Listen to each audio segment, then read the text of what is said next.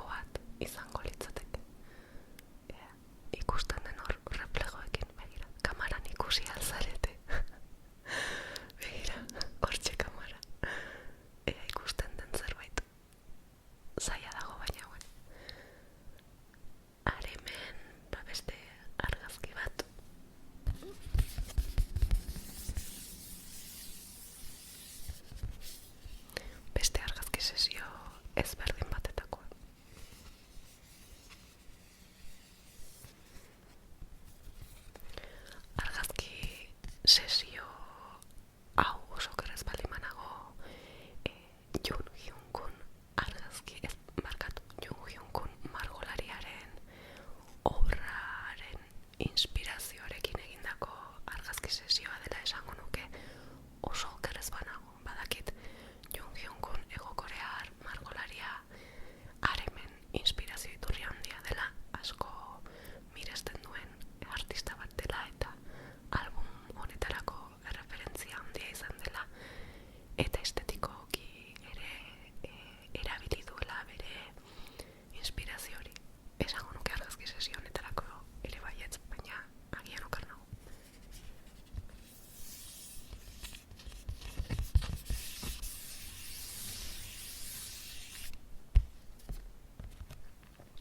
Aurrerakoaz. Urrena daukaguna da liburuxkatxoa abestietako letrekin eta informazioarekin.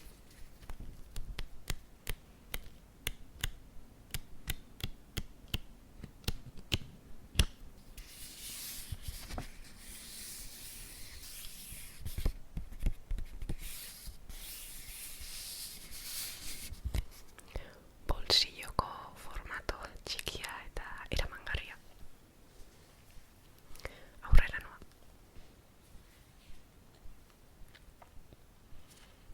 Bueno, gero hemen dator Weaverseko albumaren bertsioa dela esan dut eta hemen papertxo bat dago erabiltzeko instrukzioekin, nola egin behar den albumera iristeko.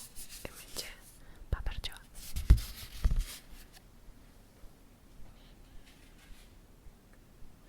Eta QR kodea dakarren papertxoa ere bai noski.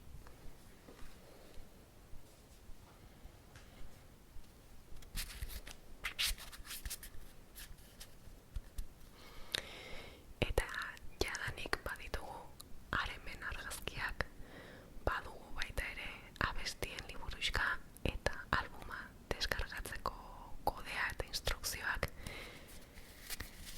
Geratzen zaigun guztia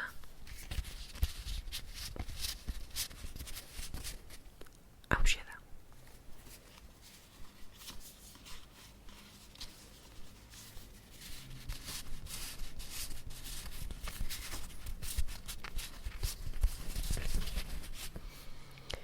Argazki ero irudi ezberdinez osatutako postaltxo modukoak dira hauek. Batzuk zianotipoak dira eta beste batzuk argazki normalagoak. Beraz, lehenengo batzuk erakutsiko dizkizuet eta ondoren besteak.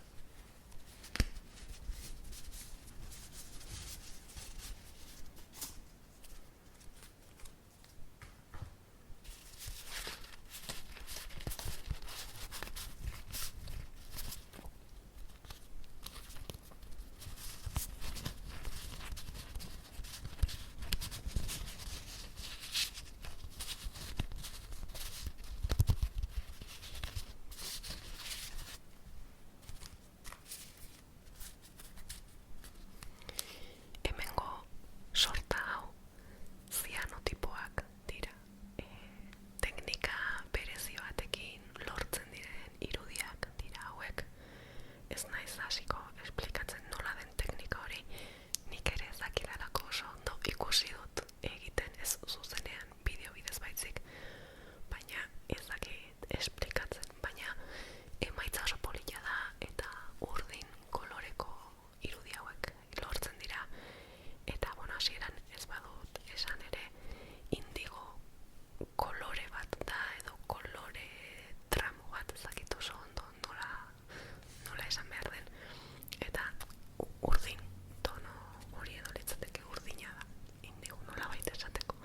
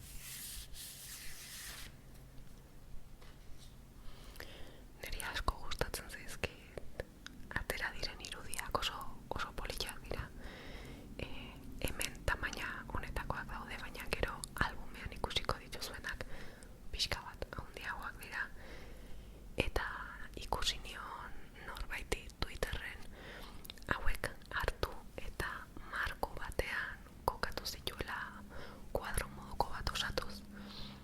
Eta egia esan niri ere bururatu zitzaidan hori eta oso ideia polita iruditzen zait. Oso irudi politak direlako eta oso urdin kolore polita delako edo niri behintzat gustatzen zaidalako. Eta partean edo etxean dekorazio bezala oso ondo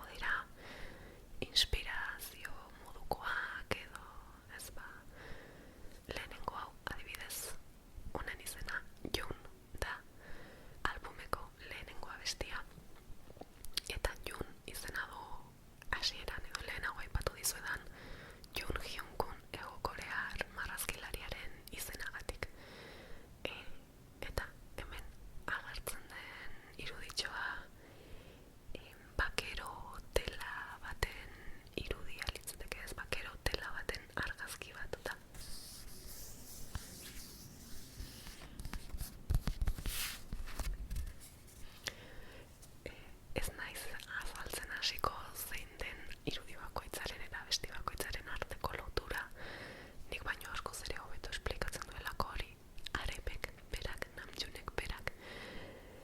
Eta beraz, kuriosidadea sortu baldin bazaizue edo gehiago jakin nahi baldin baduzue, komentatzen dizuet, esan bezala Aremek berak bere albumari buruz hitz egiten egin dituen bideo ugarietakoren bat ikustea, eta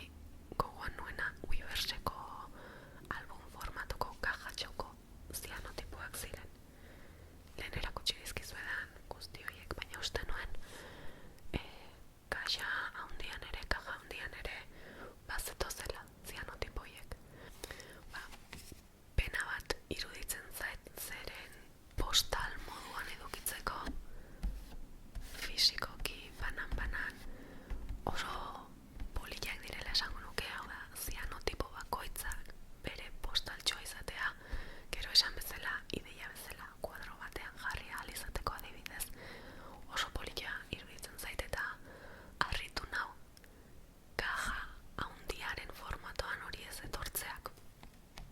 Ez nuen horrela gogoratzen, baina